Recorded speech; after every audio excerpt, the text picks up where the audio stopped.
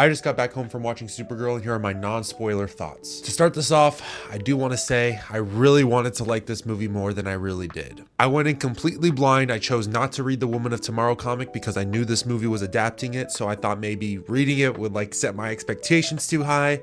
But still, my expectations were simply not met with this movie. I do want to start off with the positives though, so let's get into that. Millie Alcock as Supergirl, perfect casting. Of course, James Gunn nails it again with his casting. I was not mad at this choice whatsoever. She did really, really good at the role. I actually enjoyed her character arc, where she started in the story, where she ended in the story. It made sense to me. Jason Momoa as Lobo, so good. He plays that role perfect, as everyone expected him to. If he continues to play this role in the DCU, I could see him going down as one of the best comic book castings of all time. Honestly, he's fit for Lobo. It's a perfect fit. I personally like the connection between Supergirl and Ruth. I think that was super strong in this movie. I've seen some people kind of complain about that. I really didn't have an issue with that.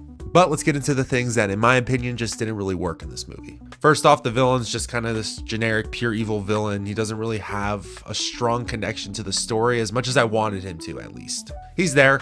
That's fine.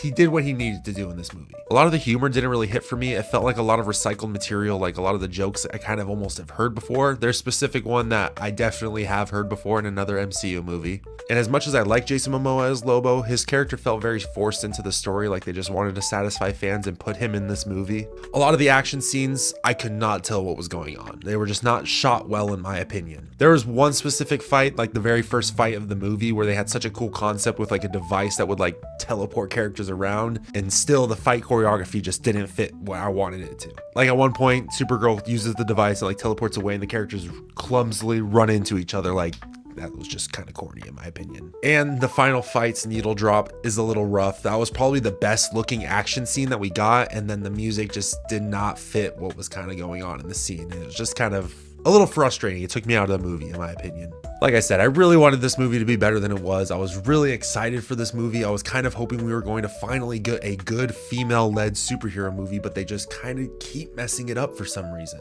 The concept was there. They had such a good story to go off of, and they just didn't execute it well. I'm actually just about to read the Woman of Tomorrow comic, so now I can kind of see what they were trying to do with this story to kind of compare it as well, and we'll talk about that on the podcast later this week when I read it. But yeah, I wanted to like this. I just struggled with doing so, and I was kind of waiting the whole movie for it to get better, and it kind of just never did for me, in my opinion. So for Supergirl, I'm going to be giving it a 5 out of 10.